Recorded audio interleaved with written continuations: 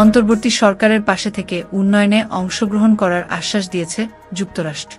আজ সকালেই অন্তর্বর্তী সরকারের প্রধান উপদেষ্টার সাথে মার্কিন প্রতিনিধি দলের ঘণ্টাব্যাপী বৈঠকে উঠে আসে রাজনীতি, অর্থনীতি এবং পরিবেশ সংক্রান্ত বহু বিষয়। সকাল 10:55 উপদেষ্টার সরকারি বাসভবনে প্রবেশ করেন মার্কিন প্রতিনিধি দল এবং বৈঠক শেষে বেলা 12টায় উপদেষ্টার সরকারি বাসভবন থেকে বেরিয়ে যান প্রতিনিধি দলের সদস্য। পরবর্তীতে পদ্মায় পররাষ্ট্র সচিবের সাথে বৈঠক করেন তারা।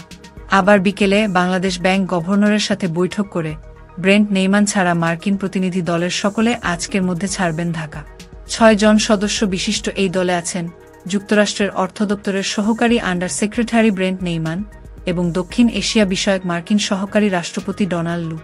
বাংলাদেশের সাথে উন্নয়ন সহযোগিতায় চুক্তির আওতায় আরও $200 মিলিয়ন সহায়তা দিবে যুক্তরাষ্ট্র।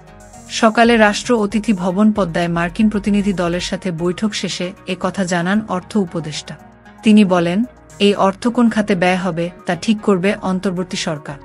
সকালে দূতাবাস কর্মকর্তাদের সাথে অনানুষ্ঠানিক বৈঠকের পর শুরু হয় দ্বিপাক্ষিক আলোচনা।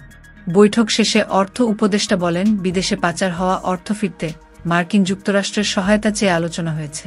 মূল আলোচনা ছিল বাংলাদেশের ট্রেজারি ডিপার্টমেন্ট এবং ইউএসআইডি এর সাথে, বিশেষ করে আর্থিক খাতের সংস্কার এবং আর্থিক খাতের সহযোগিতা ইস্যুতে এই আলোচনা হয়েছে।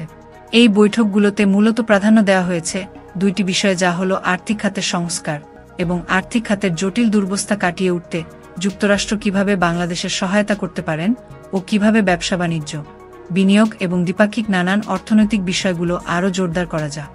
যুক্তরাষ্ট্রের এই আচরণের মধ্য দিয়ে তারা প্রকাশ করতে চায় তারা বাংলাদেশের উন্নয়নমূলক ভাবনায় অংশগ্রহণ করতে চায়। আবার পাশাপাশি সুশাসন, মানবাধিকার, নির্বাচন বিষয়েও এই দলের মধ্যে কথা হয়েছে।